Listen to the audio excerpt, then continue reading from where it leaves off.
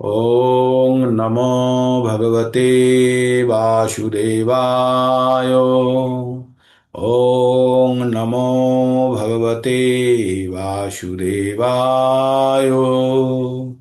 ॐ नमो भगवते वासुदेवाय।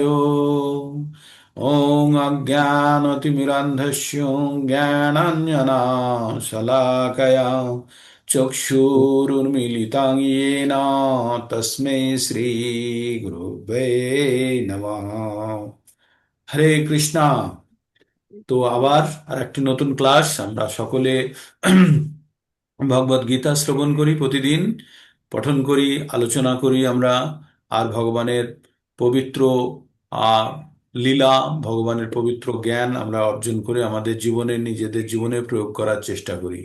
ভগবদ গীতা স্বয়ং ভগবানের মুখনিসৃত বাণী। কুরুক্ষেত্রে যুদ্ধক্ষেত্রে তার প্রিয় সখা অর্জুনকে এই পরম গোপনীয় জ্ঞান তিনি প্রদান করেছিলেন। যদিও এই জ্ঞান পূর্বে তিনি তার শ্লোকের মাধ্যমে উল্লেখ করেছেন, তিনি সূর্যের রাজা বিবস্বানকেও দিয়েছিলেন বা সূর্যের দেবতা বিবস্বানকেও দিয়েছিলেন। তথাপি যখনই এই জ্ঞান পরম্পরা নষ্ট হয়ে যায়, তখন ভগবান স্বয়ং আবির্ভূত হয়ে এই জ্ঞান তার ভক্তদের মধ্যে প্রদান করেন। তাই তিনি কুরুক্ষেত্রের যুদ্ধক্ষেত্রে 5,000 বছর আগে অর্জুনকে এই পরম জ্ঞান দিয়েছিলেন।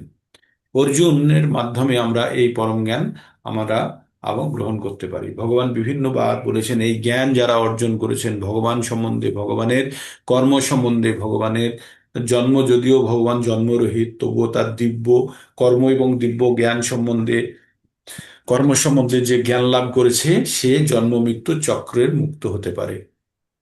আসলে ভগবদ গীতা থেকে আমরা 5টি বিষয়ে জ্ঞান অর্জন করতে পারি: ঈশ্বর, জীব, প্রকৃতি, সময় এবং কর্ম। প্রথম 4টি বিষয় সম্পূর্ণভাবে ঈশ্বরের নিয়ন্ত্রণাধীন। পঞ্চম বিষয়টি নিয়ন্ত্রণাধীন হলেও কিছুটা হলেও মনুষ্যের কাছে স্বাধীনতা আছে, যেখানে মানুষ স্বাধীনতার দ্বারা সে নির্ধারণ করতে পারে কোন কর্মটি করব আর কোনটি করব না। যেমন আপনার ঘরে, আপনি একটি ঘরের মধ্যে বসে আছেন, ঘরে একটি এসি লাগানো আছে আর তার সঙ্গে একটা রিমোট দেওয়া আছে। আপনার কাছে এসি চালাতে পারেন, আর একটা আছে আপনার হিটার লাগানো আছে ওই রুমে। তো আপনি হিটারও চালাতে পারেন, এসিও চালাতে পারেন। আপনি রুমের মধ্যে বসে থেকে আপনার কাছে সে স্বতন্ত্রতা আছে। তেমনি যেটি চালাবেন সেই রূপ ফল পাবেন। আপনি যদি গরমকালে হিটার চালান, তাহলে আপনি গরমই ভোগ করবেন, তাই না? তো তেমনি আমরা এই জড় জগতে, এই ভৌতিক জগতে আমরা যারা আছি, আমরা এখানে যে যেমন ভাবে কর্ম করব, সেরকম ফলটি এসে আমাদের কাছে উপস্থিত হবে। তাই আমরা যে কোনো কষ্ট বা দুঃখের মধ্যে দিয়ে যখন যাই, তখন সেটিকে বিশ্লেষণ করার জন্য ভগবানকে দোষ দেওয়ার কোনো কারণ নেই। কারণ এগুলো আমাদের কর্মের ফলস্বরূপ। আমরা যখন যেভাবে কর্ম করব, তার ফল আসবে। এবার ফলটি কখন আসে, ফলটি আসতে আহ এমন নয় যে সঙ্গে সঙ্গে ফল চলে আসে। ফল আসতে হয়তো কখনো সময় লাগতে পারে। তবে মোটামুটি জেনে রাখবেন, আমরা এই জীবনে যে সমস্ত ফল ভোগ করছি, বেশিরভাগই প্রারব্ধ। প্রারব্ধ কথার অর্থ হচ্ছে আমরা যেটা নিয়ে এসেছি। অ্যাকচুয়ালি আমাদের যে পুণ্য এবং পাপের যে ভান্ডার আছে, সেখান থেকে যখন আমরা এই কোনো জীবনে আসি, তখন থেকে কিছুটা পাপ এবং কিছুটা পুণ্য নিয়ে আসি। সেখানে যেটা থাকে সেটাকে বলা হয় সঞ্চিত কর্মফল। আর সঞ্চিত কর্মফলের কিছুটা অংশ নিয়ে আসি আমরা বর্তমান জীবনে, সেটিকে বলা হয় প্রারব্ধ। আর প্রারব্ধ যেগুলো থাকে সেগুলো হবেই, সেগুলো ঘটতেই থাকবে। আর বর্তমান জীবনে যে কর্মগুলো করি, তার কখনো কখনো ছোটখাটো ফল পেয়ে যায়, কিন্তু তার পূর্ণ ফল পেতে গেলে সেটি আবার সেই ভান্ডারে, আমাদের তথ্য ভান্ডারে যেখানে আমাদের পাপ এবং পুণ্যের ফল রাখা আছে, সেখানে গিয়ে জমা পড়ে এবং পরবর্তী জীবনে মোটামুটি সেই ফল ভোগ করার জন্য আমাদের প্রস্তুত হতে হয়। তার মানে আমাদের ফল ভোগ করা থেকে কোনো রক্ষে নেই। প্রত্যেকটা জীবনে যখনই আমরা কোনো মনুষ্য জীবন নিয়ে আসবো, বা যে কোনো প্রাণী জীবনে, মনুষ্য জীবন ছাড়া যত প্রাণী আছে, টোটাল আমাদের যেমন 84 লক্ষ প্রজাতির আছে, তার মধ্যে 4 লক্ষ প্রজাতি হচ্ছে মনুষ্য। এই মনুষ্য ছাড়া আরো যে 80 লক্ষ প্রজাতির জীব বা প্রাণীরা আছে, তারা সব ভোগজনিতে থাকে, তাদের কোনো কর্মফল উৎপন্ন হয় না। একটা বাঘ যখন একটা হরিণকে খায়, তাতে বাঘের কোনো পাপ হয় না, কারণ তার জীবন ধারণের জন্য ভগবান সেটি নির্ধারণ করে দিয়েছে।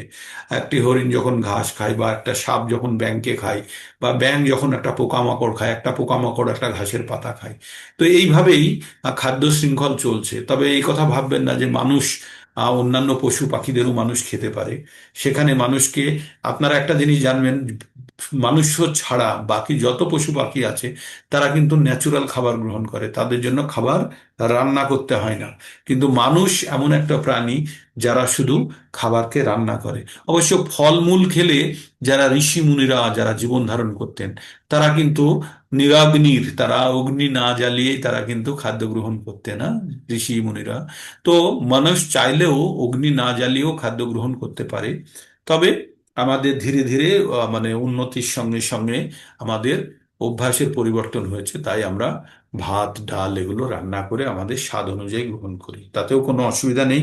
ভগবান 9 নম্বর অধ্যায়ে একবার বলছে ভগবান স্বয়ং কি পছন্দ করেন, বা ভক্তরা ভগবানকে অর্পণ করলে ভগবান কি পছন্দ করেন। ভগবান বলছেন যে পত্রম পুষ্পম ফলম তোয়ম যো মে ভক্তা প্রয়চ্ছতি তদাহং ভক্ত গ্রহীত স্মামি প্রয়াত্মম।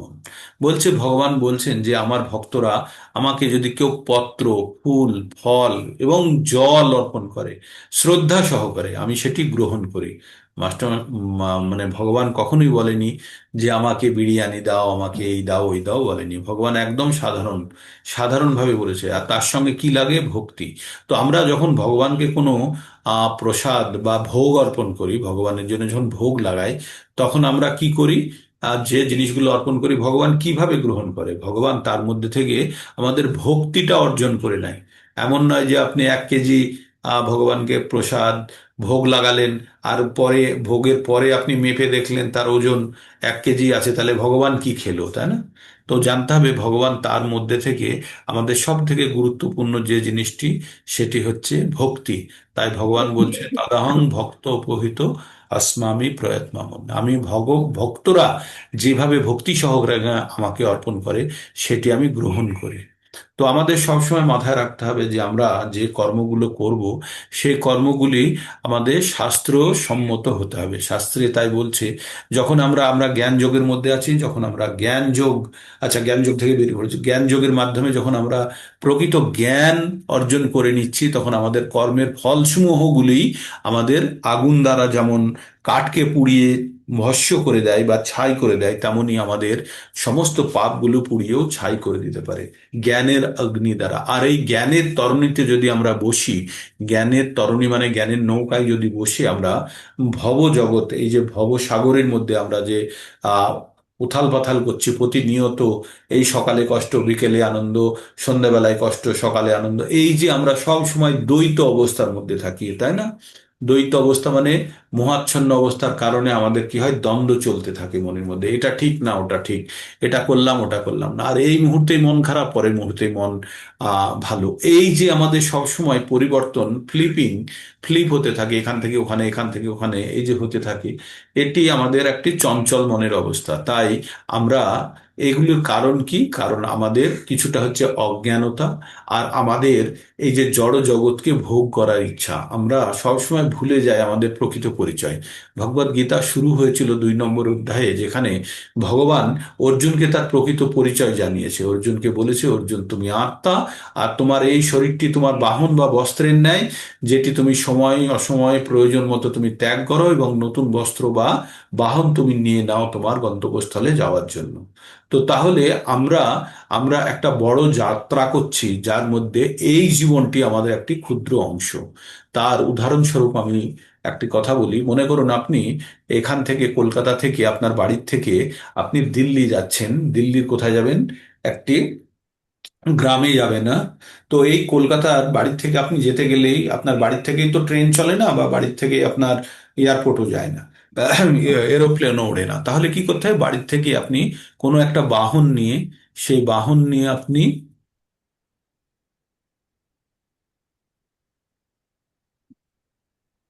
সেই বাহন নিয়ে আপনি কি করবেন?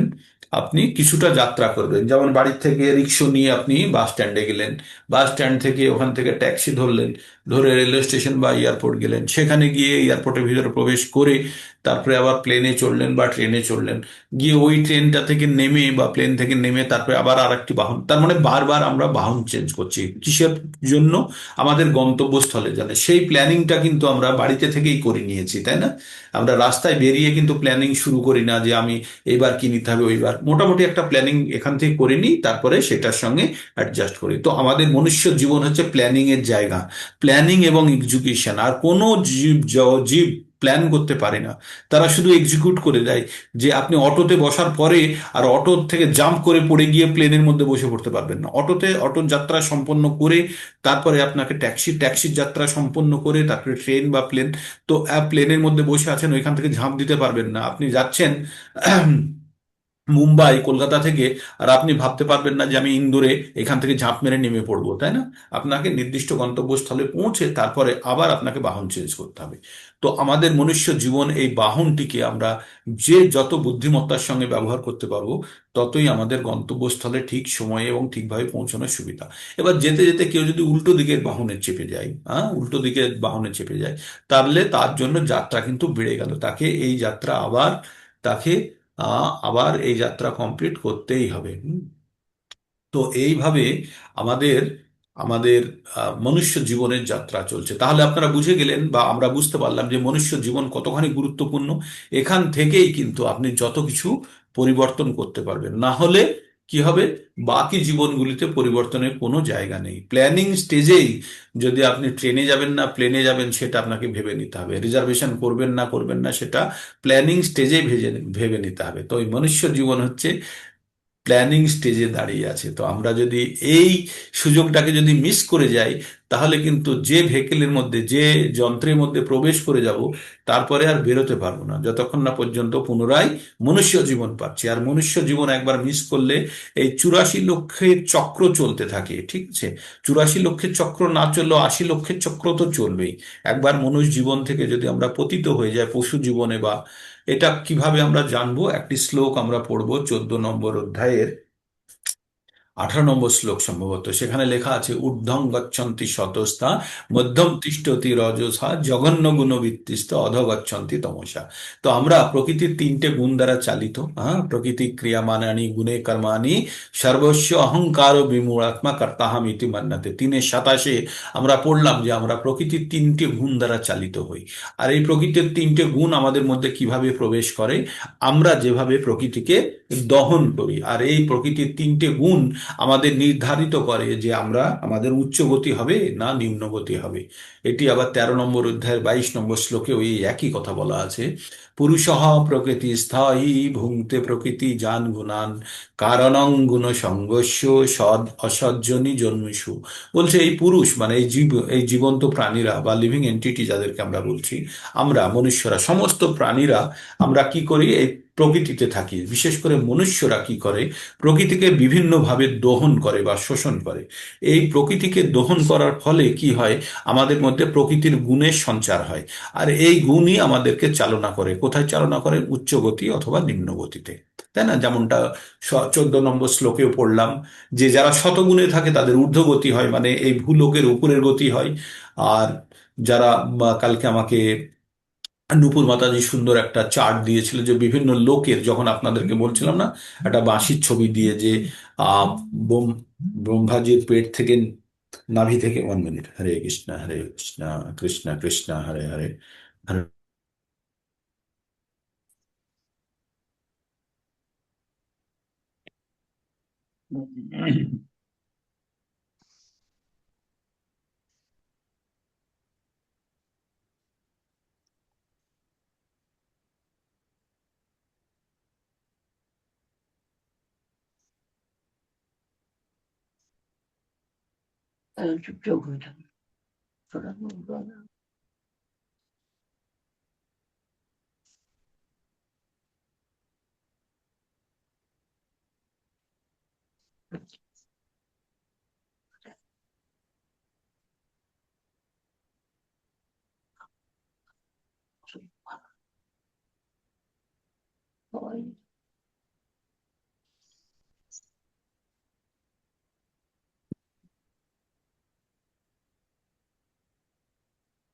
हरे कृष्णा कृष्ण कृष्ण हरे हरे, हरे राम राम राम हरे हरे, हरे कृष्णा हरे हरे कृष्ण कृष्ण कृष्ण हरे हरे, हरे राम हरे कृष्ण कृष्ण कृष्ण हरे हरे, हरे राम राम राम इसने शेयर कर दिया स्क्रीन उसको हरे हरे राम हरे कृष्ण कृष्ण हरे।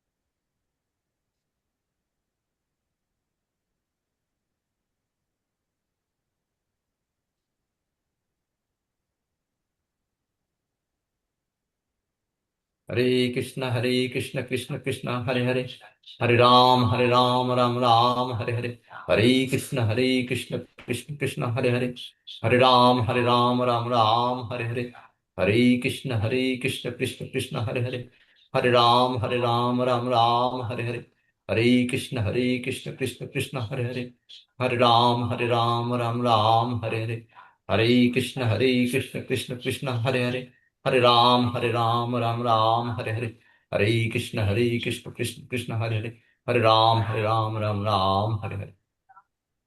হরে কৃষ্ণা। তো মাঝখানে আমাকে একটু ব্রেক নিয়ে নিতে হয় 1 মিনিটের। তো আমরা যেখানে কোন জায়গাটায় যেন ছিলাম, একটা জায়গা, নন প্রভু একটু একটু মনে করিয়ে দেবেন। একটু কিছু দিয়ে বিষ্ণু নাভি হরে থেকে কৃষ্ণ। প্রভু। হরে কৃষ্ণ। কোন জায়গাটায় ছিলাম আমি বলতে বলতে একটা জায়গা থেকে থেকে বেরিয়ে গেছে। প্রকৃতি হরে ঘুরে কৃষ্ণ। বানানি। নকুর মাতাজি কি বলেছিলেন কালকে? বিষ্ণু নাভি থেকে কি একটা যেন বলছিলেন। আর একবার বলুন। যে নকুর চার্জ দিয়েছে মাতাজি। আপনাকে, সেইটাই বলছিলেন। না প্রভুজি, নূপুর মাতাজি যে ছবি আচ্ছা, হ্যাঁ পাঠিয়েছেন হ্যাঁ এটা হ্যাঁ, ঠিক বলছিলেন। ঠিক ঠিক ঠিক। আচ্ছা নুপুর মাতাজি কালকে আমাকে একটা চার্ট পাঠিয়েছিলেন। সেই চার্টে আপনাদের কালকে বলছিলাম না যে গর্ভদাক্ষাক বিষ্ণুর নাভিপদ্ম থেকে একটা কমল ডান্ডা, মানে পদ্ম ফুলের একটা ডান্ডা বেরিয়েছে। সেই ডান্ডাতে 14টা লোক আছে। হ্যাঁ, এবার 14টা হুম। লোকের বাইরে, 14টা লোকের বাইরে কি আছে আমাদের? 14টা লোকের বাইরে আছে আমাদের যে বৈকুণ্ঠ লোক, সেটি কিন্তু এই ব্রহ্মাণ্ডের মধ্যে নেই, ব্রহ্মাণ্ডের বাইরে। হ্যাঁ, মানে ভগবান যেখানে শুয়ে আছে, আপনাদেরকে কালকে বলেছিলাম ভগবান কারণ সাগরে শুয়ে আছে। কারণ সাগরের থেকে তার দেহ থেকে যে ছোট ছোট বুলবুলে, মানে হচ্ছে বাবলস বেরোচ্ছে, সেই বাবল, এক একটা বাবল এক একটা ব্রহ্মাণ্ড। আর সেই ব্রহ্মাণ্ডের মধ্যে প্রবেশ করছে কে? গর্ভদক্ষ এক বিষ্ণু। আর সেই বিষ্ণুর নাভিপদ্ম থেকে তৈরি হচ্ছে কে? সেই বিষ্ণু গর্ভদাক্ষক বিষ্ণুর নাভিপদ্ম থেকে তৈরি হচ্ছে একটা কমল, মানে কমলের একটা ডান্ডা, তার উপরে আছে আপনার কমল পুষ্প, আর সেইখানে বসে আছে ব্রহ্মা। আর ব্রহ্মা খুঁজে দেখতে গেছিল তার উৎপত্তি স্থল কোথায়। সেই জন্য সমস্ত 1000 বছর ধরে তপস্যা করেও সে খুঁজে পায়নি। তখন সে জলের মধ্যে একটা শব্দ শুনেছিল, তপ তপ। তো ও তপস্যা করতে শুরু করেছিল। এই তপস্যাতে ভগবান সন্তুষ্ট হয়ে তাকে সমস্ত জ্ঞান প্রদান করে। আমরা ভাগবতমের মধ্যে এগুলো দেখতে পাই। তো আমরা কি দেখতে পাই? যে আমরা দেখতে পাই যে এই যে কমন পদ্মের 14খানা সেকশন করা হয়েছে, মানে 14টা ভাগ করা হয়েছে। তার মধ্যে মাঝের ভাগটা হচ্ছে ভূলোক, মানে আমরা যেখানে আছি। তার উপরের গুলো হচ্ছে উচ্চ লোক, জনলোক, তপলোক, ব্রহ্মলোক। এগুলো বিভিন্ন পিতৃলোক, বিভিন্ন লোক আছে। আবার নিচের দিকে আছে কি? সুতল, বিতল, অতল, পাতাল, রসাতল, তলাতল, পাতাল শেষে আছে। তো এরকম 7টি, আর উপরে 6টি হলো 13টি, আর ভূলোক এই মিলে হচ্ছে 14টি লোক। ঠিক। তো এই যে ঊর্ধ্বগতি বা নিম্নগতি আমাদের কিভাবে হয়? যে আমরা যে ধরনের আমরা গুণ উৎপন্ন করি, যদি ওই যে বললাম না, ঊর্ধ্বং গচ্ছন্তি শতস্থা, মানে যারা শতগুণে থাকে তাদের ঊর্ধ্বগতি হয়। ঊর্ধ্বগতি মানে উচ্চ গ্রহ লোকে, উচ্চ লোকে। এবার উচ্চ লোকে যখন যায়, এই ভূলোক ছাড়া যে লোকেই যাক, সেখানে কেউ কর্ম উৎপাদন করতে পারে না। মানে মাথায় রাখবেন যে ভূলোক, ভূলোক ছাড়া কোনো জায়গাতে কর্ম উৎপন্ন হয় না। আর কর্ম উৎপন্ন হয় শুধু মনুষ্য জীবনে, আর কোনো জায়গাতে কর্ম উৎপন্ন হয় না। বাকি জগৎগুলোতে শুধু ভোগজনই, সেখানে শুধু ভোগ করতে যায়। যেমন পশু পাখিরা, তাদের দ্বারা কোনো পাপ পুণ্য হয় না, তারা শুধু জেলে সাজা কাটছে, তারা এই ধরাধামে এসে তাদের পাপ এবং পুণ্যের ফল ভোগ করছে। যেমনটা জেলে যখন যায় কেউ, জেলের মধ্যে জেলের নিয়ম মেনে যদি কেউ চলে, তাহলে তাকে আবার বা তার জন্য তাকে আর নতুন সাজা দেওয়া হয় না, তাকে কিছুদিন পরে মুক্তই করা হয়। তো তেমনি আমরা এই জড়জগতে এসে আমাকে যে কাজটি করতে দেওয়া হয়েছে, সেই কাজটি যদি আমি ঠিক মতো করি, তাহলে আমাকে কোনো রকমের বন্ধনে আবদ্ধ করে না। তো আমরা 4 নম্বর অধ্যায়ে আমরা খুব বিশদভাবে জেনেছি যে জ্ঞান কিভাবে আমাদের আমাদের কাষ্ঠরূপী যে অজ্ঞতা আছে, বা যেমন অজ্ঞতাকে আলো এসে যেমন অন্ধকারকে দূর করে দেয়, তেমনি আমাদের জ্ঞান আমাদের মনের, আমাদের এই যে জড়জগৎ বা এই যে ভৌতিক জগৎ বা আধ্যাত্মিক জগৎ, এই সম্বন্ধে আমাদের জ্ঞান কখন আসবে? যখন আমরা প্রকৃত অর্থে ভাগবত গীতা বা এই ধরনের বৈদিক সাহিত্য থেকে আমরা পরম্পরাগতভাবে বিশ্লেষণের মাধ্যমে জানার চেষ্টা করব, তাই না? তাহলে আমরা এই জিনিসটা জেনে গেছি যে আমাদের আমাদের জীবনে সব থেকে গুরুত্বপূর্ণ হচ্ছে, আমাদের কাছে যেটা আছে সেটা হচ্ছে কর্ম। আর এই কর্মটা কিভাবে করব, কর্মের সিদ্ধান্ত, কর্মের তত্ত্ব নিয়ে আমরা কিন্তু অনেক আলোচনা করেছি। কর্ম 3 প্রকারের: সকাম কর্ম, বিকর্ম আর অকর্ম। সকাম কর্ম মানে পুণ্য উৎপন্ন করবে, বিকর্ম মানে পাপ উৎপন্ন করবে, আর অকর্ম মানে আমাদেরকে আমরা ভগবানের উদ্দেশ্যে নিষ্কাম কর্মযোগ যেটাকে বলছি, হ্যাঁ, যেখানে কোনো আমাদের কর্মফলের প্রতি আমাদের কোনো স্পৃহা বা আসক্তি নেই। আর যখনই কর্মফলের প্রতি স্পৃহা বা আসক্তি না থাকবে, তখন আমরা কর্ম আজ কর্তব্য হিসাবে করব, দায়িত্ব হিসাবে করব। আর সেটিই ভগবান বারবার বলেছেন। তো আমরা 5 নম্বর অধ্যায়ের নাম হচ্ছে কর্ম সন্ন্যাস যোগ। কর্ম ত্যাগ করব না কর্ম ফল ত্যাগ করব, সেটি প্রথম শ্লোক দিয়ে শুরু হয়েছিল। তাই এই অর্জুনকে তো বিভিন্নভাবে ভগবান বললেন, যে বিভিন্ন যোগের কথা বলেছেন। অর্জুনের মাথার মধ্যে একটা জিনিস ঘুরছে, কি করলে যুদ্ধ করতে হবে না, হ্যাঁ? সেই জন্য শুধু সেই লজিকগুলো খুঁজছে আর ভগবানকে বারবার প্রশ্ন করছে। তো ভগবানকে প্রশ্ন করেছে অর্জুন যে কোনটি ভালো, কর্ম থেকে সন্ন্যাস নেওয়া মানে কর্ম করবোই না, কর্ম থেকে সন্ন্যাস নেওয়া মানে কি বলছে, কর্মের ফল ভোগ করতে হবে না, না কর্ম ফল ত্যাগ করব, কোনটি ভালো? তো আমরা ত্যাগী আর সন্ন্যাসীর যখন ডেফিনেশন আবার পড়বো 18 নম্বর অধ্যায়ে গিয়ে, তখন আমরা দেখব ত্যাগী যারা যারা কর্ম ফল ত্যাগ করেছে, আর সন্ন্যাসী যারা যারা কর্মই ত্যাগ করে দিয়েছে। ঠিক এটি হচ্ছে সন্ন্যাসী আর ত্যাগের মধ্যে, দুজন থেকেই কিন্তু মুক্তির পথ প্রশস্ত করে। আমরা 5 নম্বর অধ্যায়ে প্রবেশ করে আমরা কিছু কিছু জিনিস বুঝলাম। সেটি হচ্ছে কি, যে আমাদের ইন্দ্রিয়কে সম্বরণ করে জ্ঞানের দ্বারা আমাদের নির্দিষ্ট কর্ম করতে হবে। কোন কর্মগুলো? যেগুলি আমাদের নির্ধারিত কর্ম, আমাদের যে কর্মগুলো আমাদের স্বধর্ম অনুসারে, যে কর্মগুলো আমাদের গুণ অনুসারে আমাদের মধ্যে বর্তমান। তো এখানে আমাদের এইবার এই কর্মগুলি করার ফলে আমাদের কি হচ্ছে সেইগুলো এবার বলছে। যারা ব্রহ্মভূত স্তরে, আমরা এবার কর্মের ডিগ্রি চেঞ্জ করতে করতে আমরা একটা জায়গায় চলে এসেছি, ব্রহ্মভূত অবস্থা। ব্রহ্মভূত অবস্থা কাকে বলছে? যে অবস্থাতে মানুষ, আমরা একটা পড়েছিলাম না 2 নম্বর অধ্যায়ের 55 থেকে 72 পর্যন্ত, স্থিতপ্রজ্ঞ, স্থিতপ্রজ্ঞ বা আহ, ধীর অবস্থা পড়েছিলাম। ব্রহ্মভূতটা হচ্ছে সেই অবস্থারই একটি নামান্তর। হ্যাঁ, কি বলছে? ব্রহ্মভূত অবস্থায় মানে সে শত, তম, রজ এবং শত, তার উপরে হচ্ছে গুণাতীত। আর গুণাতীত অবস্থা থেকে শুরু হয় ব্রহ্মভূত অবস্থা।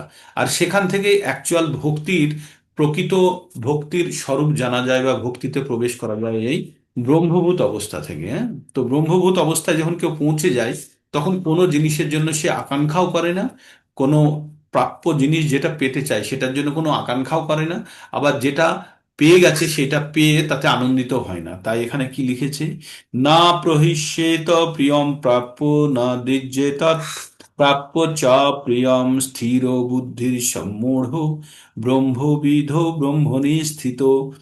যে ব্যক্তি প্রিয় বস্তুর প্রাপ্তিতে উৎফুল্ল হন না এবং অপ্রিয় বস্তুর প্রাপ্তিতে বিচলিত হন না, তিনি স্থির বুদ্ধি সম্পন্ন, মোহশূন্য ভগবত তত্ত্ববেত্তা, এবং তিনি ব্রহ্মে অবস্থিত। এই শ্লোকটির সঙ্গে সংযুক্ত করে আর একটি শ্লোক আমরা পেয়ে যায় 18 নম্বর অধ্যায়ের 55 নম্বর শ্লোকে। সেখানে বলা হয়েছে, ব্রহ্মভূত প্রসন্ন আত্মা না শোচতি না কাঙ্ক্ষতি সম সর্বেষু ভূতেষু মদ্ভক্তি লভতে পরম। ভগবান বলছেন যে যারা যারা ব্রহ্মভূত অবস্থায় আছে তারা কোনো কিছুর জন্য আকাঙ্ক্ষাও করে না, আর কোনো জিনিস এসে গেলে তার জন্য বিচলিত হয় না। তারা ভগবানের পরম সিদ্ধি লাভ করে তারা ভগবানের পরম গতি পেয়ে থাকে। হ্যাঁ, মদ্ভক্তি লভতে পরম, ভগবানের পরম ভক্তি লাভ করতে পারে সেই সমস্ত ব্যক্তিরা। তাই এখানেও সেই একই কথা বলছে যে যে ব্যক্তি প্রিয় বস্তুর প্রাপ্তিতে উৎফুল্ল হন না এবং অপ্রিয় বস্তুর প্রাপ্তিতেও বিচলিত হন না, যিনি স্থির বুদ্ধি সম্পন্ন, মোহ শূন্য এবং ভগবত তত্ত্বাবিদ, এবং ভগবত তত্ত্ব তিনি সম্পূর্ণরূপে জেনে গেছেন, তিনি ব্রহ্মে অবস্থিত। আমরা আমাদের ঈশ্বরের তিনটে অবস্থান বা স্টেজ বলেছিলাম। একটা বলেছিলাম পরমাত্মা, আর একটা বলেছিলাম ব্রহ্মণ বা ব্রহ্ম, আর 3 নম্বর বলেছিলাম ভগবান। তো এগুলো হচ্ছে উপলব্ধি স্তর দিয়ে জানা। পরমাত্মা আমাদের মধ্যে, প্রত্যেকটা জীবের মধ্যে সূক্ষ্মতি সূক্ষ্মাতি অবস্থায় আমাদের হৃদয়ে বর্তমান পরমাত্মা রূপে। আর ব্রহ্ম, ব্রহ্ম হচ্ছে ভগবানেরই ব্রহ্ম জ্যোতি, এক ধরনের 6টা ভগবানের বাইরের দিব্য উজ্জ্বল রং, উজ্জ্বল আহ জ্যোতি, আর তার পিছনে আছে ভগবান। তো এগুলো উপলব্ধির স্তরের অনুযায়ী যারা যেখানে যেটাকে উপলব্ধি করতে চায় তারা সেই অবস্থাতেই ভগবানকে উপলব্ধির জন্য চেষ্টা করে। তো এবার আমরা 21 নম্বর শ্লোকটি পড়ব, খুব গুরুত্বপূর্ণ শ্লোক। এই শ্লোকটি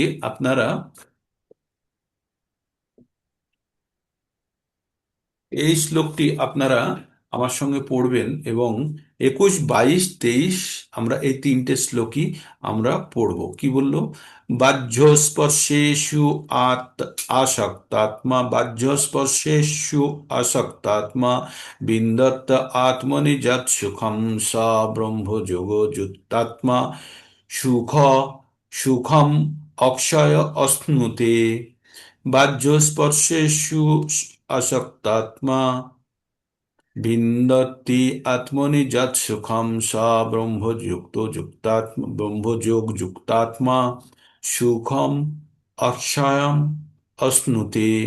সেই প্রকার ব্রহ্মবিদ পুরুষ কোনো রকম জড় ইন্দ্রিয় ভোগের প্রতি আসক্ত হন না, যিনি চিত্তগত সুখ লাভ করেন। এইভাবে ব্রহ্মে যুক্ত হয়ে তিনি অক্ষয় সুখ ভোগ করেন। এই শ্লোকের অর্থটা আরেকবার শুনুন। হয়তো সংস্কৃত শ্লোক পড়ে আমরা সব অর্থ বুঝতে পারি না, কিন্তু যখন তার ভাষান্তর দেওয়া আছে সেই ভাষান্তরটাকে আমরা, ব্যাখ্যা যেভাবে দেওয়া আছে সেই ব্যাখ্যাটা আমরা শুনতে চাই। কি বলছে? যে বাহ্যে স্পর্শেষু আসক্তাত্মা। বাহ্য স্পর্শ মানে আমাদের শরীরটা, আমাদের জড় জগৎটাই তো বাহ্যিক জগতের সঙ্গে যুক্ত হয়ে আছে। আর এই আমাদের জড় জগতের, আমাদের শরীরের 5টি ইন্দ্রিয়, এগুলোই আমাদের জ্ঞানগুলো বাইরে থেকে সংগ্রহ করে, এবং কর্মগুলো, বাহ্যের কর্মেন্দ্রগুলো আমাদের কর্মগুলো করে। তো এই আমাদের 10টা ইন্দ্রিয় আর একটি অন্তরিন্দ্রিয় মন এই বহির্জগতের সঙ্গে সম্পর্ক করে। তাহলে আপনাদের সঙ্গে, আপনি যখন কোনো পৃথিবীর কোনো ব্যক্তির সঙ্গে যখন সম্পর্ক স্থাপন করেন, কিভাবে প্রথমে করেন? প্রথমে কথা বলেন, নাম ধরে ডাকেন, বা সম্মানীয় ব্যক্তি হলে কাকা জ্যাঠা বাবা দাদা যার যা সম্বন্ধে আসে তাই বলে ডাকেন। তাহলে কি হলো? প্রথমে তাকে শব্দ ধ্বনি দিয়ে বলা হলো, তার আগে আপনি দর্শন করলেন, তারপরে ধ্বনি দিয়ে বললেন, যখন কাছে আসলো তখন আমরা হ্যান্ডশেক করি বা নমস্কার করি, তাই না? এগুলো আমাদের জেস্চারের মধ্যে আসে। তো এইগুলো আমাদের কি ইন্দ্রিয় দ্বারা, চোখ দ্বারা, কান দ্বারা, তারপরে স্পর্শ দ্বারা, এইভাবে আমরা তাদের সঙ্গে যোগাযোগ করি। এবার এই যে আমরা যোগাযোগ করি, এগুলো কি আমাদের বহিরিন্দ্রিয় দিয়ে, বহিরিন্দ্রিয়। তাই বলছে বাহ্য স্পর্শেস্তু, মানে বাহ্যের ইন্দ্রিয়ের দ্বারা যেভাবে আমরা বাহ্যিক বিষয়, স্পর্শেস্তু আসক্তাত্মা। এবার বাহ্যের ইন্দ্রিয় সমূহ কি করে? সুখ ভোগ করে বা দুঃখ ভোগ করে, তাই না? আমাদের ইন্দ্রিয়গুলি তো সুখ বা দুঃখ বয়ে আনে। তাই বলছে এই ইন্দ্রিয় দ্বারা যখন আমরা কি করি, বিষয় সুখ, মানে কোনো ধরনের, যে আমাদের ইন্দ্রিয়ের সঙ্গে কানেক্টে কে আসে? ইন্দ্রিয়ের বিষয়সমূহ। আর এই বিষয়সমূহ গুলো কি কি? রূপ রস গন্ধ শব্দ স্পর্শ। কার সংস্পর্শে আসে? চক্ষু কর্ণ নাসিকা জিহ্বা ত্বক, ইন্দ্রিয়ের সংস্পর্শে আসে। তখন আমরা কি করি? সুখ ভোগ করি অথবা দুঃখ ভোগ করি। তো এই দুঃখ বা সুখের প্রতি অনাসক্ত কে?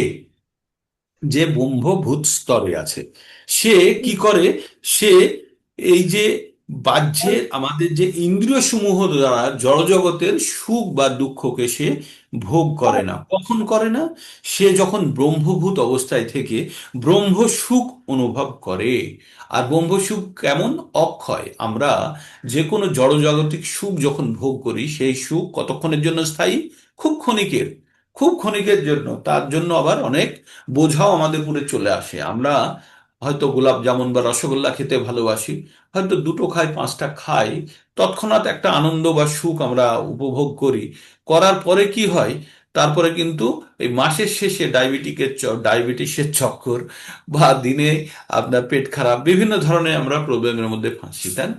ক্ষণিকের সুখ আমাদের কিন্তু দীর্ঘকালীন একটা কষ্টের মধ্যে ফেলে দেয়। কিন্তু ব্রহ্ম সুখ, আর সেই সুখটা এমন, যেটা হচ্ছে অনন্তরম, মানে কন্টিনিউয়াস চলতে থাকে। যেমন আনন্দ আম্বুধি বর্ধনং আমরা বলেছিলাম না? সংকীর্তন, শ্রীকৃষ্ণ সংকীর্তন বলেছিলাম না আমরা যখন চেত দর্পণ মার্জনম পড়ি, তখন পড়ি তো শ্রীকৃষ্ণ সংকীর্তনম। শ্রীকৃষ্ণ সংকীর্তনটা কি করে? আনন্দ আম্বুধি বর্ধনং, মানে আনন্দের সাগরকে আরো বড় করে তোলে। হ্যাঁ, সেখানে আনন্দ কমে না। কিন্তু এখানেও তাই বলছে, যারা ব্রহ্মভূত স্থিতিতে আছে, ব্রহ্মের স্থিতে আছে, তারা কখনো বাহ্যিক জড়জাগতিক জিনিস থেকে সুখ অনুভব করতে তারা কোনো আগ্রহ দেখায় না। কারণ কি? কারণ তারা তারা ব্রহ্ম সুখ অনুভব করে। হ্যাঁ? বিষয় বিনির্বৃত্তান্তে নিরাহারস্য দেহিনাম রসবর্জং রসোপহস্য পরম দৃষ্টা নিবর্তাতে। 2:59 আমরা পড়েছি যে আমরা জড় আমাদের যে কিছু না কিছু, আমাদের মন খালি থাকতে পারে না, কিছু না কিছু জিনিস দিয়ে এনগেজ থাকতেই হবে। তাই যখন উচ্চতর স্বাদ পেয়ে যায়, তখন নিম্নতর স্বাদের প্রতি আর তাদের আকাঙ্ক্ষা থাকে না। তাই ব্রহ্মভূত স্তরে যখন কেউ চলে যায়, ব্রহ্মে যখন স্থিত হয়, তখন সে এমন ব্রহ্ম আনন্দ সে অনুভব করে যে জড়জাগতিক বাহ্যিক স্পর্শ দ্বারা বা রূপ রস গন্ধ শব্দ স্পর্শ দ্বারা যে সমস্ত বিকার উৎপন্ন করে, সেগুলো তার কাছে খুব ঠুনকো, সেগুলো তাকে মোটেই বিচলিত করতে পারে না। তাই এবার শুনুন, কৃষ্ণ ভাবনায় ভাবিত মহাভাগবত শ্রী যমুনাচার্য কি বলেছেন। যমুনাচার্য একটা কথাতে তার নিজের, তিনি একজন রাজা বুঝেছিলেন, পরবর্তীতে তিনি আচার্য। আসলে আগে যারা রাজা হতো, তারা ঋষি এবং রাজার মধ্যে খুব ইন্টারচেঞ্জ হতো। হ্যাঁ, এই ভগবদ গীতার জ্ঞান কাদের জন্য উপলব্ধ ছিল? আমরা প্রথমে পড়েছি, রাজ ঋষি বিদুহ। বিদুহ মানে রাজা এবং ঋষিরাই এই জ্ঞান লাভ করতে পারত। তাই যমুনাচার্য একজন রাজা ছিলেন। যখন রাজা ছিলেন, তখন জীবনকে খুব ভোগ করেছেন। আর এখন তিনি ঋষি হয়ে গেছেন। তাই বলছেন, কি বলছেন সেই কথাটি শুনুন। হ্যাঁ, এটা সংস্কৃততেই দেওয়া আছে, ভেঙে ভেঙে পড়ছি কারণ পুরোটা মুখস্থ নেই। যদবধি মম চেত, যদবধি মম চেত কৃষ্ণ পদ বিন্দে, যদবিধ যদাবধি মম চেত কৃষ্ণ পদার বিন্দে, নব নব সধা মনুদ্যুতং রন্তুমাসিত। গেল, তদবধি তদবধি বত নারী সঙ্গমে স্মর্শ স্মর্য মানে ভবতি মুখ বিকার সুষ্ঠু নিষ্ঠিবনং চ। মানে এটার অর্থ, এই শ্লোকটির অর্থ হচ্ছে, ভগবত ভক্তির লাভপূর্বক ভগবান শ্রীকৃষ্ণের পদ অরবিন্দে সেবায় নিয়োজিত হওয়ার ফলে আমি যখন নতুন নতুন রস আস্বাদন করছি। কে বলছে?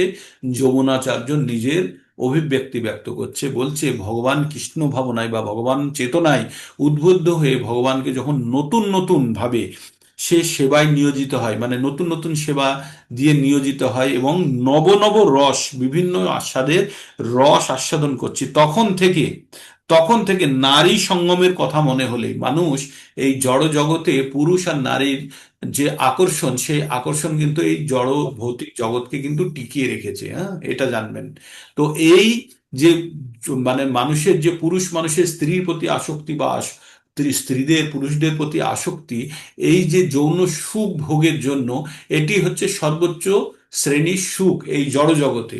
তাই এখানে কি বলছে, যখন আমি ভগবানের পদারবিন্দে, আমি যখন ভগবানের সেবায় নিয়োজিত হই, নতুন নতুন রস আস্বাদন করি, আর তখন তখন কি মনে হয়, তখন থেকে নারী সঙ্গমের কথা মনে হলে তখন সেই চিন্তার উদ্দেশ্যে আমি থুৎকার করি, মানে আমি থুতু ফেলি নিজের মুখ থেকে, যে আমি কত ছোট সুখের মধ্যে আমি নিজেকে সীমাবদ্ধ করেছিলাম।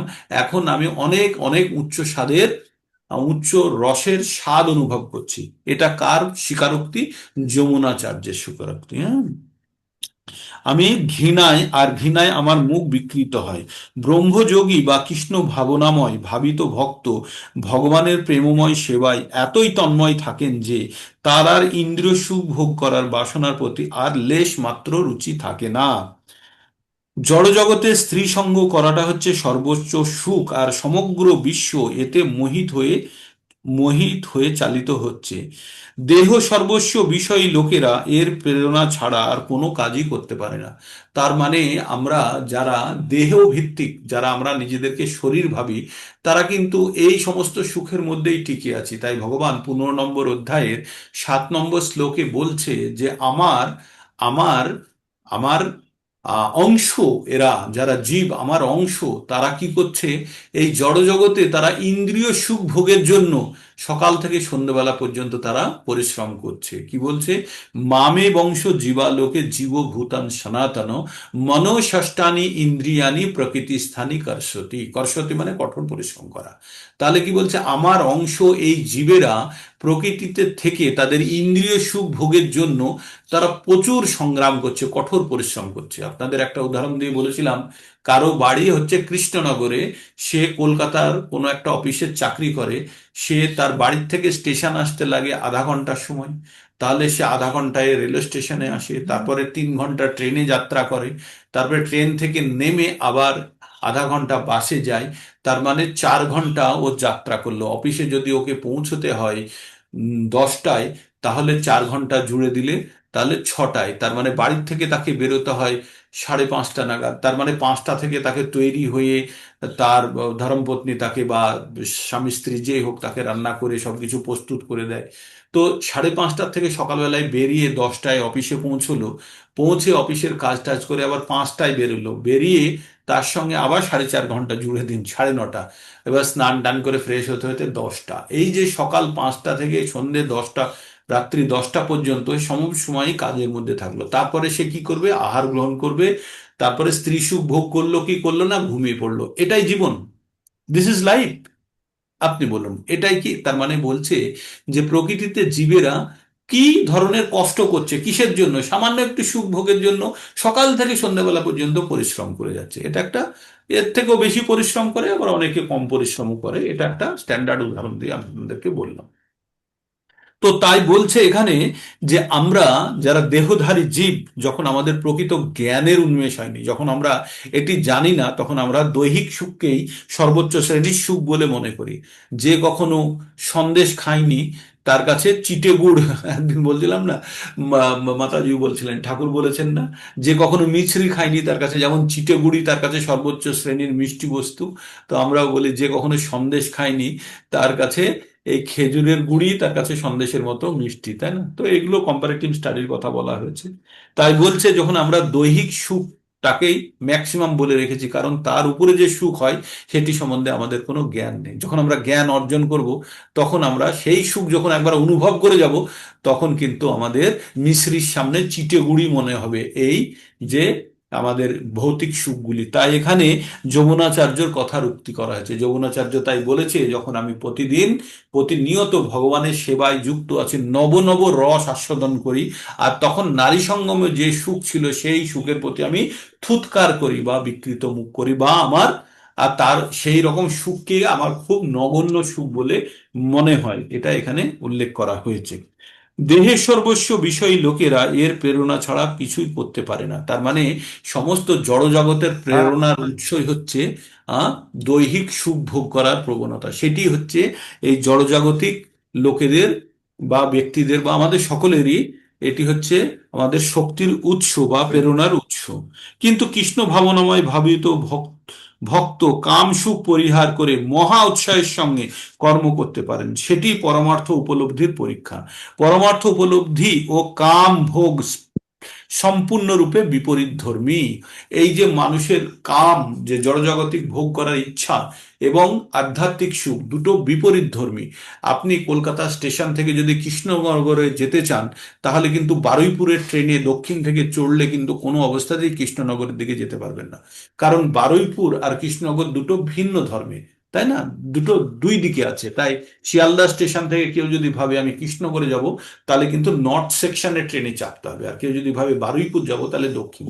তাই বলছে এখানে যে কাম, বাসনা, উপভোগ আর ভগবত ভক্তি দুটো সম্পূর্ণ বিপরীতমুখী। জীবন মুক্ত কৃষ্ণ ভক্তে কোনো রকমই ইন্দ্রিয় সুখের প্রতি আসক্ত হয় না। যখন কোনো উচ্চতর কেউ স্বাদ পেয়ে যায়, তখন নিম্নতর স্বাদ তার কাছে অতি ঠুনকো মনে হয়। ঠিক এই শ্লোকটি খুবই গুরুত্বপূর্ণ। আপনারা এর তাৎপর্যটি পড়বেন, এই শ্লোকটিও পড়বেন, আর যদি চান রেকর্ডটিও আরেকবার শুনবেন। এই জায়গাটার ব্যাখ্যাটা খুবই গুরুত্বপূর্ণ। এই শ্লোকটার সঙ্গেই আরেকটি শ্লোক আছে যেটি সংযুক্ত। এই শ্লোকের সঙ্গেই 22 নম্বর শ্লোকটি খুব গুরুত্বপূর্ণ, এটিও সংযুক্ত এটির সঙ্গে। পরেরটাও পড়বো আমরা। যেহি সংস্পর্শজা ভোগা দুঃখ জনয় এবাতে আদ্যয়ন্তবন্ত কন্তেয় নাতে সুরমতে বুধা। তাহলে আমরা আগে কি জানলাম? আগে জানলাম যে দুই ধরনের সুখ হতে পারে। একটা হচ্ছে আধ্যাত্মিক সুখ, আর একটা হচ্ছে দৈহিক সুখ। হ্যাঁ, যে জড় জগতে ইন্দ্র দ্বারা যে সুখ ভোগ করি। তো আধ্যাত্মিক সুখ বা যারা চিন্ময় সুখ বা ব্রহ্ম সুখ যারা ভোগ করে ফেলেছে, তারা আর এই দৈহিক সুখের প্রতি আসক্ত হয় না। তাই বলছে যেহি সংস্পর্শ যা ভোগা দুঃখ জনয় এবতে। বলছে বিবেকবান পুরুষ কারা? আদ্য অন্তবন্ত কন্তীয় না তেসু রমতে বুধা। বুধা মানে হচ্ছে বুদ্ধিমান ব্যক্তি। হ্যাঁ, বুধা। তাহলে বুদ্ধিমান ব্যক্তি কিসে তারা নিজেকে যুক্ত করে রাখে না? বুদ্ধিমান ব্যক্তিরা কি করে?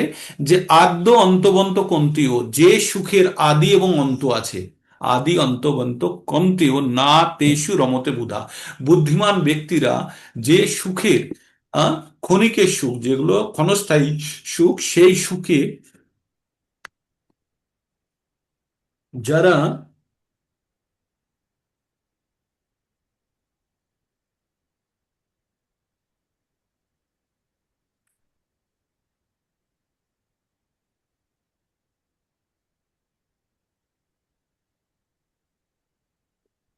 যারা বুদ্ধিমান ব্যক্তি যারা বুদ্ধিমান ব্যক্তি তারা ক্ষণিকের সুখে সুখে তারা কিন্তু নিজেদেরকে, হরে কৃষ্ণ হরে যারা যারা বুদ্ধিমান ব্যক্তি তারা ক্ষণিকের সুখে নিজেকে তারা যুক্ত করে না। ক্ষণিকের সুখ মানে এই যে ভৌতিক সুখগুলি হচ্ছে ক্ষণিকের। এবার তাহলে আমরা যারা কানেক্টেড আছি সকলেই তো ভৌতিক ব্যক্তি, আমরা তো কেউ আধ্যাত্মিক সুখ বা ব্রহ্মবোধ সুখ অনুভব করিনি, বা আপনাদের মধ্যে কেউ করেছেন কিনা জানি না। যদি করে থাকেন তাহলে ভৌতিক সুখের প্রতি আসক্তি তো একদমই।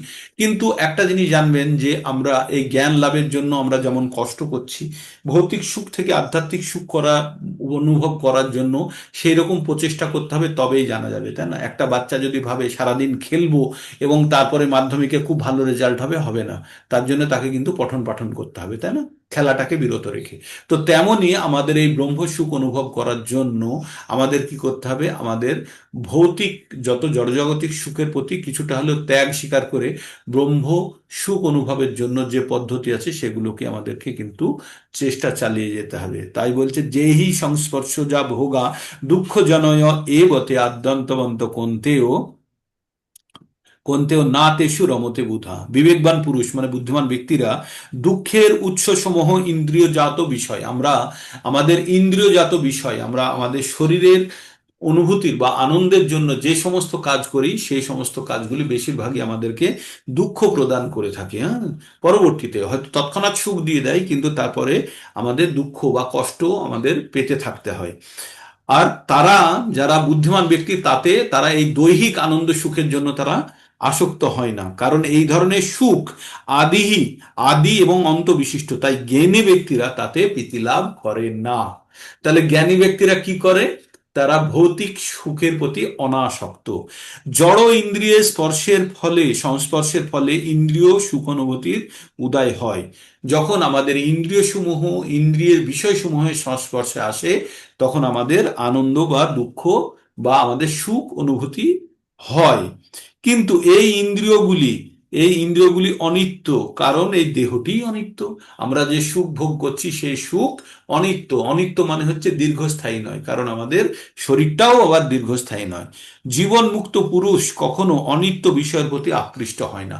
আমরা টেম্পোরারি জিনিসের প্রতি আকৃষ্ট হয়ে থাকি শরীর যখন ভাবে নিজেকে, কিন্তু যখন আত্মা ভাবে, আত্মার কিন্তু একটা পার্মানেন্ট সলিউশন চাই।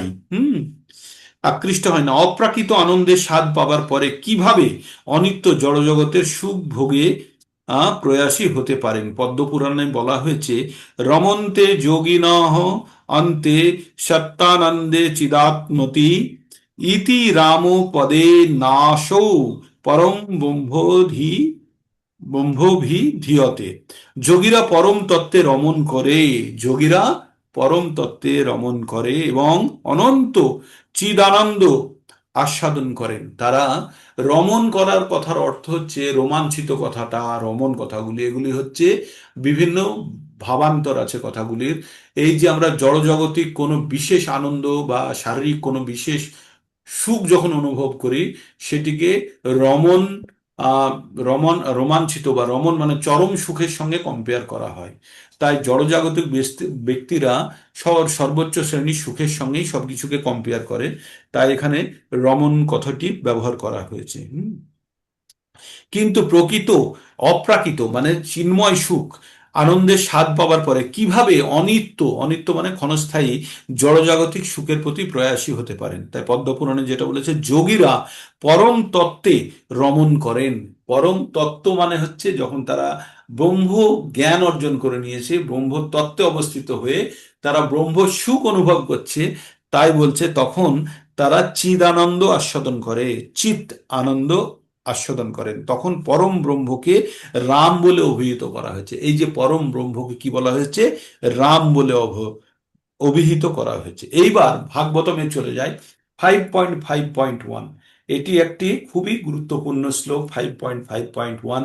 এখানে ঋষভদেব বলে একজন রাজা ছিলেন, তার সন্তান ছিল 100টি। তার মধ্যে ভরত, যার নাম অনুসারে আমাদের দেশের নাম হচ্ছে ভারত, সেই ভরতকে ঋষভদেব এই উপদেশগুলি দিচ্ছেন। কি উপদেশ দিচ্ছেন?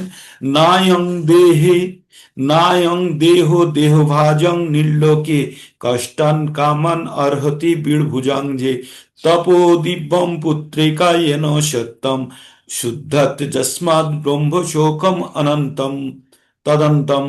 কি বললেন? নায়ং দেহ দেহভুজং নির্লোকে কষ্টান কামান অর্হতে বীরভুজাং যে তপো দিব্যং পুত্রিকা येन সত্যম শুদ্ধত যস্মাৎ ব্রহ্ম সুখম তনন্তম। তো ভগবান বললেন যে নায়ং দেহ, হে পুত্রগণ তোমরা এটা জানো যে এই দেহ, যে এই শরীর তোমরা পেয়েছো, দেহ ভুজাং নির্লোকে, এই মনুষ্য দেহ প্রাপ্ত হয়ে তোমরা কষ্টান কামান অর্হতি বীরভুজাং, বীরভুজাং মানে হচ্ছে গুখেকো প্রাণী। তোমরা বলছে হে পুত্রগণ, মনুষ্য দেহ প্রাপ্ত হয়ে ইন্দ্রিয় সুখ ভোগ করার জন্য অক্লান্ত পরিশ্রম করার প্রয়োজন নেই। কি বলছে? কষ্টান কামান মানে কষ্ট করে, অর্হতি বীরভুজাং যে বলছে এই দেহ প্রাপ্ত করে এই দেহের সুখ অনুভব করার জন্য কষ্ট করার প্রয়োজন নেই। কি করছে? এই কষ্ট শূকর এবং কুকুর, যারা বিষ্ট খায়, বিষ্টাহারী মানে যারা গুখেকো প্রাণী, তারাও এই সুখ ভোগ করে থাকে। মানে ভাবলেন কি বলছে এখানে? বলছে আমরা যে সুখের জন্য সারা দিন রাত্রি কৃষ্ণনগর থেকে কলকাতা আসলো, যাতায়াত করলো, 7 ঘন্টা 8 ঘন্টা যাতায়াত করে যে সুখটা ভোগ করছে, কুকুর বিড়াল শেয়াল, তারা গুখেকো প্রাণীরাও তারা খুব স্বভাবতভাবে এই সুখ আনন্দ ভোগ করে। তাহলে বুদ্ধিমান কে? আমরা বুদ্ধিমান যে আমরা এই কষ্ট সকাল বিকেল সন্ধে সব সময় একই কষ্ট ভোগ করছি? তার কারণ হচ্ছে আমাদের অজ্ঞানতা, আমাদের মনের উপরে যে কামনা বাসনার আস্তরণ চেপে আছে, কারণ আমাদের আত্মা শুদ্ধ নয়। তাই কি বলছে? তপ দিব্যং পুত্রিকা যেন সত্যং শুদ্ধ যস্মাৎ ব্রহ্মসুখম অনন্তম। তাই বলছে তাই জীবনে তোমাদের তপচর্যার অনুষ্ঠান করো, অনুশীলন করো, যার প্রভাবে তোমরা শুদ্ধ হবে। কে শুদ্ধ হবে? আমাদের আত্মা। কিভাবে শুদ্ধ হবে? আমাদের জড়জাগতিক যত কিছু চাওয়া পাওয়া থেকে আমাদের আত্মা যখন শুদ্ধ হবে, পবিত্র হবে, তার ফলে কি হবে? অনন্ত চিন্ময় আনন্দ লাভ করবে। আগেরটাই যেমন বলছিল, অনন্ত চিন্ময় আনন্দ লাভ করবে। তাহলে আমরা যে জড়জগতিক সুখ ভোগ করি সেগুলো সব দৈহিক, আর আমাদের শরীরটি হচ্ছে অনিত্য। এই শরীর শেষের সঙ্গে সঙ্গেই আমাদের সব প্রকারের সুখ নষ্ট হয়ে যাবে। তাই বলছে অনন্তকালের জন্য যদি সুখ ভোগ করতে হয় এই দেহটাকেই ব্যবহার করো। কিসের জন্য? শুদ্ধিকরণের জন্য। কার শুদ্ধিকরণের জন্য? আত্মার শুদ্ধিকরণের জন্য। তাই আমরা একটা শ্লোক বারবার পড়ি, শ্লোকটি হচ্ছে সর্ব উপাধি বিনির্মুক্তম তৎপরাত্তেন নির্মলং। তৎপরাত্তেন নির্মলং, কাকে নির্মল করলাম? আত্মাকে। কিভাবে? সর্ব উপাধি বিনির্মুক্তম, সমস্ত প্রকারের উপাধি, আমাদের মিথ্যা অহংকার যেগুলো আছে সেগুলোকে ত্যাগ করে আমরা কি করি? আত্মার শুদ্ধিকরণ করি। যখন আত্মার শুদ্ধিকরণ হয় তখন যদি আমরা ভগবানের সেবায় যুক্ত হই, তখন যদি জি আমরা গুরুদেব। ভগবানের সেবায় যুক্ত হই তখন তাকে বলা হচ্ছে ভক্তি। তাই বলছে সর্ব উপাধি বিনির্মুক্তম তৎপরাত্তেন নির্মলং ঋষিকেন ঋষিকেশ সেবনং ভক্তির উচ্চতে। তাই আমাদের ইন্দ্রিয় সমূহগুলোকে নির্মল করে যখন আমরা ভগবানের সেবায় নিয়োজিত হতে পারবো তখনই সেটাকে বলা হচ্ছে ভক্তি। হ্যাঁ, তো তাহলে আমরা ভক্তির ডেফিনেশন কিন্তু আমরা জেনে গেছি। তাই বলছে যথার্থ যোগী বা জ্ঞানবান পরমার্থী ইন্দ্রিয় সুখের প্রতি আকৃষ্ট হন না, যা নিরবচ্ছিন্ন ভাবে ভব রোগের কারণ। আমাদের ভবরোগ কি? এই জড় জগৎকে ভোগ করার ইচ্ছাকে বলা হয় ভব রোগ। আর এই ভব রোগ থেকে বেরোতে গেলে আমাদের কি করতে হবে? উচ্চ স্বাদের কোনো রস আস্বাদন একবার করলেই আমাদের কিন্তু আর এই জড়জাগতিক ভোগের প্রতি ইচ্ছা থাকবে না। তাই জীবের ভোগ শক্তি যত বেশি হয় ততই সে জাগতিক ক্লেশের বন্ধনে বেড়ে যায়। যত যাদের ভোগ করার ইচ্ছা তারা তত জড়জাগতিক ক্লেশের বন্ধনে আবদ্ধ হয়ে যায়। 23 নম্বর শ্লোকটি শুনুন। এই শ্লোকটি আবার আপনাদেরকে আগেও ব্যাখ্যা করেছি যারা প্রথমে পড়েছেন। খুবই গুরুত্বপূর্ণ শ্লোক। শক্নोति হইব যো ষড়ং পাক শরীরং বিমক্ষণাৎ কামো ক্রোধোদ্ভবং বেগং সযুক্ত স সুখী নর। শক্নোতি হইব যো ষড়ং পাক শরীরং বিমক্ষণাৎ কামো ক্রোধোদ্ভবং বেগম সযুক্ত স সুখী নর। আমরা কত ধরনের বেগের কথা পড়েছি? আমরা শক্নতি হইব মানে সক্ষম হবে কি করতে? ষড়ুম জিনিস সহ্য করতে সক্ষম হবে। কি? পাক মানে পূর্বে, শরীরং শরীর ত্যাগ করার পূর্বে কি করতে সক্ষম হবে? কাম ক্রোধ লোভ থেকে উদ্ভূত যে বেগগুলি আছে সেই বেগগুলিকে যে সম্বরণ করতে সম্ভব হবে, বেগম সযুক্ত সুখ, সেই সুখী হতে পারে। তার মানে প্রকৃত সুখ আস্বাদন করতে গেলে কি করতে হবে? আমাদের 6 ধরনের বেগকে নিয়ন্ত্রণ করতে হবে। 6 ধরনের বেগ কি? वाचो बेगम मनसा क्रोधो बेगम जिह्वा बेगम उदर उपस्थो बेगम एतान बेगान जो विशेषत धीर সর্বানপি মাং পৃথিবীং সশিষ্যৎ। বলছে গুরুর বৈশিষ্ট্য কি? যে গুরু সে এই 6 ধরনের বেগকে জল নিয়ন্ত্রণ করে। পড়ছে। কি কি বেগগুলি?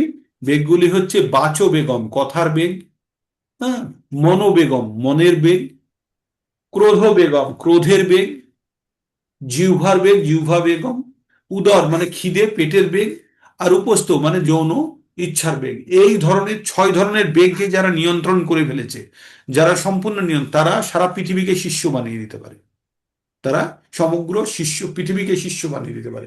তো এই 6 ধরনের বেগকে যখন আমরা কন্ট্রোল করার চেষ্টা করব তখন জড়জগতিক সুখের বন্ধনে আমরা আবদ্ধ হব না।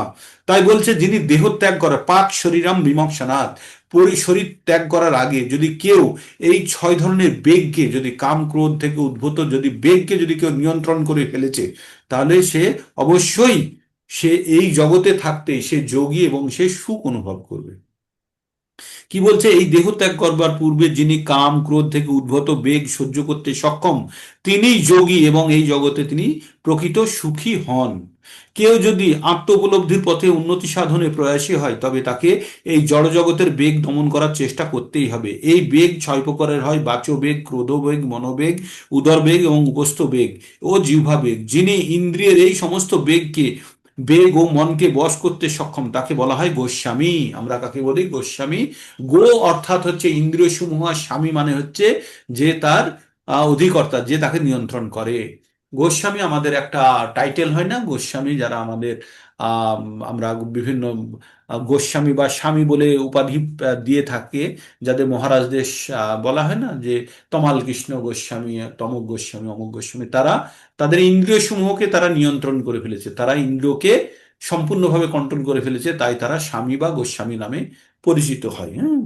তো এই স্বামী গোস্বামীরা কঠোর সংযমের সঙ্গে তাদের জীবনযাপন করে, ইন্দ্রিয়ের সমস্ত প্রকার বেগগুলিকে সর্বতোভাবে দমন করেন। জড় বাসনা যখন অতৃপ্ত থেকে যায় তখন ক্রোধের সৃষ্টি হয়। আমাদের ক্রোধ কখন আসে? এক মাতাজি বলছিলেন না, ক্রোধ কখন অন্যের উপরে যখন ডিপেন্ড করে অন্য কাজটাকেও না করতে পারে, তখন আমরা অন্যের উপর ভরসা করে কাজ যখন না হয় তখন আমরা ক্রোধ রূপে প্রকাশ করি। তাই বলছে এখানে, কি বলছে, যখন আমাদের অতৃপ্ত বাসনা থেকে যায়, আমাদের কিছু অতৃপ্ত বাসনা, আমাদের জড় বাসনা যখন অতৃপ্ত থেকে যায় তখন ক্রোধের সৃষ্টি হয়। তার ফলে মন, চক্ষু, বক্ষ উত্তেজিত হয়। আর এই জড় শরীরটিকে ত্যাগ করার আগে এই বেগগুলি দমন করার অভ্যাস করতে হয়। যিনি পারেন তিনি আত্মতত্ত্ববিদ বলে জানতে হবে। আত্ম উপলব্ধির স্তরে তিনি পরম সুখী। যোগীদের কর্তব্য কাম ক্রোধকে বশ করার জন্য প্রাণপণ চেষ্টা করা। আপনারা সকলে জ্ঞান যোগ বা কর্মযোগ, আপনারা প্রত্যেকে যোগী, তাই আপনাদের অনর্থক এই জড়জাগতিক সুখ ভোগের প্রবণতা থেকে একটু বাইরে আর এসে চেষ্টা করতে হবে। তো এই ছিল 23 নম্বর, 21 নম্বর, 22 নম্বর এবং 23 নম্বর তিনটে শ্লোক, খুবই গুরুত্বপূর্ণ। সেই জন্য আপনাদেরকে বারবার আমি বললাম। 24টিও এর সঙ্গেই যুক্ত আছে, যেটি আমরা এই 22 নম্বরের সঙ্গে 24 নম্বরটি যুক্ত আছে। তো আমরা কালকে আবার শুরু করব। এখন এই আহ, 28 28 পর্যন্ত যাওয়ার আগে পর্যন্ত একটু গতি স্থিতই আছে, কালকে 28 পর্যন্ত চলবে, তারপরে আবার স্পিড বাড়াবো। ঠিক। তো এই ছিল আজকের ছোট প্রোগ্রাম, সংখ্যা একটু কম। কিছু ভক্ত বৃন্দাবন চলে গেছে, সেখানে ভক্তি করছে। সে ভক্তদের উদ্দেশ্যে আমাদের সকলের জন্য আপনারা প্রার্থনা করবেন যাতে আমাদের ভক্তি পথে আমরা অগ্রসর হতে পারি। আর কারোর যদি কোনো প্রশ্ন থাকে আজকের ক্লাস নিয়ে, আপনারা প্রশ্ন বলতে পারেন, অথবা আমরা ক্লাস শেষ করব। আর আপনারা ক্যামেরা অন করুন, আর কারো প্রশ্ন থাকলে প্রশ্নগুলো প্রস্তুত করুন। হোমওয়ার্ক প্রভুজি, শ্লোক দুটোর হোম আচ্ছা, হোমওয়ার্ক কাল হয়েছে হোমওয়ার্ক শ্লোক। হোমওয়ার্কের জন্য দুটো শ্লোক দেওয়া আছে, 2-7 এবং 2-13। প্রথমটি হচ্ছে, কার্পণ্য দোষোপহত স্বভাব পৃচ্ছামি ত্বম ধর্ম সম্মূঢ় চেতা যশ্রেয় সন্নিশ্চিতং ব্রূহি তন্মে শিষ্যাস্তেহং সদিমাম তাম প্রপন্নাম। এটা গেল 2-7। আর 2-13, দেহিনস্মিন যথা দেহে কৌমারং যৌবনং জরা তথা দেহান্তর প্রাপ্তির ধীরস্তত্ত্ব নামইহতি। এই দুটো শ্লোক কিন্তু যারা আগের সপ্তাহে মুখস্থ করেননি তারা দুটো করবেন, আর যারা মুখস্থ করেছেন তারা শুধু এই 2-13 নম্বরটি মুখস্থ করবেন, কারণ আগেরটা তো আপনাদের মুখস্থ আছে। এটি কিন্তু কে কে মুখস্থ করেছেন যদি কেউ একজন বা দুজন বলতে পারেন এখন, শুধু হ্যান্ড রেজ 13 নম্বর, 2-13টা বলতে হবে, 2-13। হ্যান্ড রেজ দুজন। হ্যাঁ, বলুন প্রভু। বলছি হ্যান্ড রেজ করুন কে কে করতে পেরেছেন, দুজন দুজন।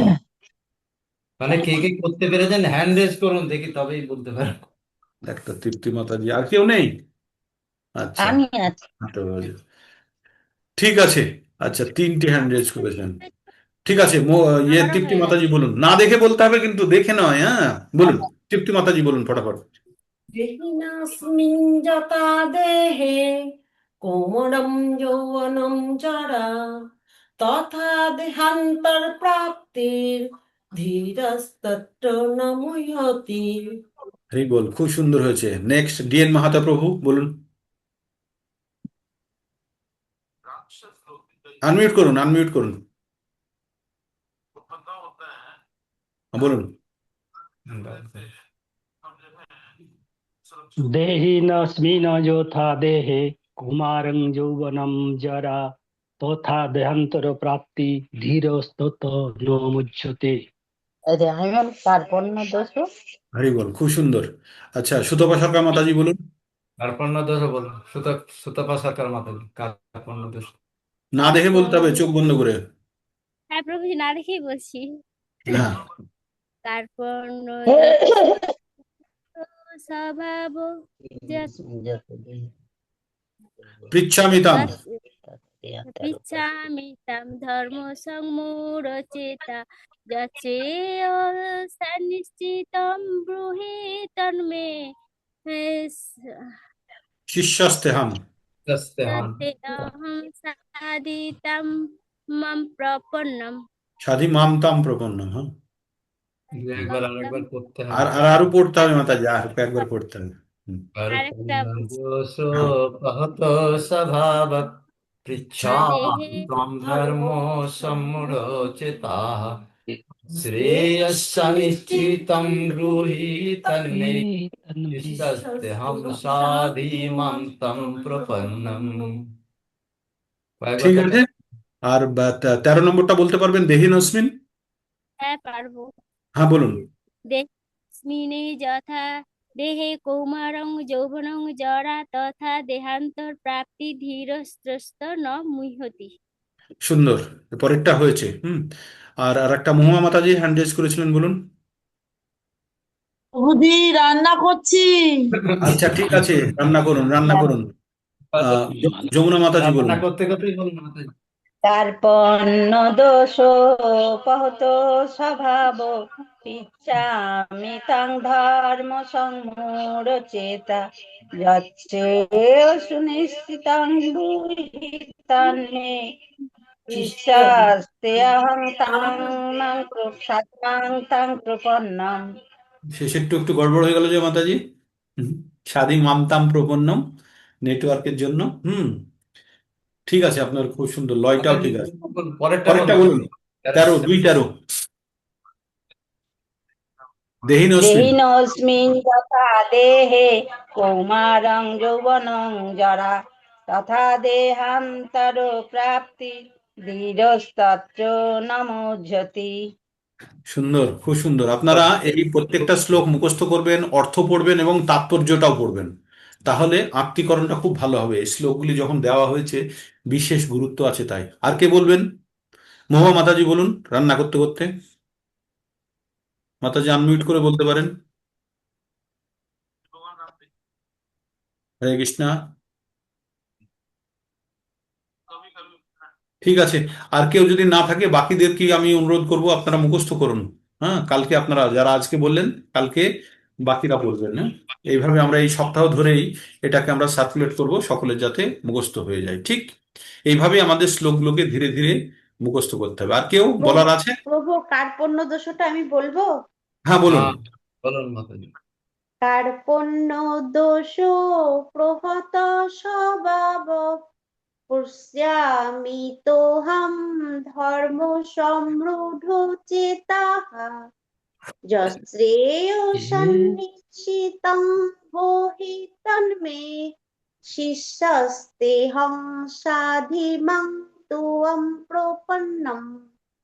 হ্যাঁ, ঠিক হয়েছে। একটু প্রথমের দিকে একটু গোলমাল হয়েছিল। হ্যাঁ, ওই ওই কথাটি যেন, কার্পণ্য দোষোপহত স্বভাব পৃচ্ছামি তাম, এই জায়গাটা পৃচ্ছামি তাম ধর্ম সম্মূঢ় চেতা যশ্রেয় সন্নিশ্রিতং ব্রূহি তন্মে শিষ্যাস্তেহাম সাদিমাম তাম প্রপন্নম।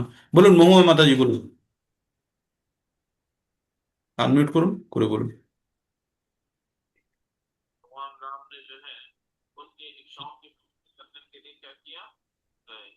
বলুন, আনমিউট করুন করে বলুন মহুয়া মাতাজি। ঠিক আছে, ছেড়ে দিন। আর কারো কোনো প্রশ্ন আছে? কারো যদি প্রশ্ন থাকে, ক্যামেরা অন যদি করতে চান অন করুন, অ্যাটেন্ডেন্স হয়ে যাবে। হুম, ক্যামেরা অন করুন।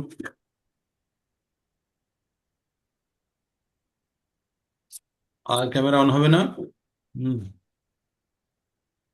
হরে কৃষ্ণা হরে কৃষ্ণা কৃষ্ণ কৃষ্ণ হরে হরে। ঠিক আছে। তো আপনারা, আর কারো কোনো প্রশ্ন আছে আজকের ক্লাস নিয়ে? 3টে শ্লোক কিন্তু আমরা পড়েছি, এই 3টে শ্লোক কিন্তু খুব গুরুত্বপূর্ণ। আপনারা পারলে পুনরায় শ্রবণ করুন, অথবা পুস্তক থেকে আপনারা পড়ুন, হ্যাঁ, এটার বিশ্লেষণ আমি পুস্তক থেকেই পড়েছি, পুরো বিশ্লেষণটি। ঠিক আছে, তাহলে আজ এখানে বিরাম নিই, আবার কালকে সকাল সকাল আপনারা, আজকে তো দেখলাম যে আহ, এত তাড়াতাড়ি সবাই জয়েন করে গেছে, আমার আগেই সব ওয়েটিং এ ছিল, 3:40-এ দেখলাম সব ওয়েটিং এ। হরে সুতপা কৃষ্ণ মাতাজি, প্রভু। নূপুর মাতাজি, নূপুর মাতাজির মেয়ের পায়ে কিছু প্রবলেম হয়েছে, ভেঙে গেছে বুঝি। তো মাতাজি খুব তার সেবা যত্ন করছে, মাতাজি সকাল থেকেই মাতাজি বলছিলেন যে তাই করতে প্রভুজি পারছেন আমি না আমরা সকলে। প্রথমেই জয়েন করে, হ্যাঁ, আপনি হরে প্রথমে কৃষ্ণ জয়েন, প্রভুজি হ্যাঁ আপনি জয়েন প্রথমে জয়েন করেছিলাম, করছেন। আমার পেট পুরাই দুর্বল ছিল, তারপরে আবার দেরি হয়ে গেল। হ্যাঁ, তো নূপুর মাতাজির মেয়ের হরে কৃষ্ণ প্রভুজি আপনাদের মুক্তি। সুস্থতা হরে কৃষ্ণ কামনা করে প্রভুজি। আমরা একবার হরে কৃষ্ণ মহামন্ত্র জপ করবো, হ্যাঁ? হরে কৃষ্ণ কৃষ্ণ কৃষ্ণ হরে হরে, হরে রাম হরে হরে রাম রাম হরে রাম। রাম হরে রাম। আমরা যতক্ষণ জড়জগতে আছি কষ্ট থাকবেই, তার মধ্যে কিভাবে ভালোভাবে চলা যায় সেই আর্টটা জানতে হবে আমাদেরকে, হ্যাঁ? ঠিক আছে, আর কারো কোনো প্রশ্ন নেই? হরে কৃষ্ণ।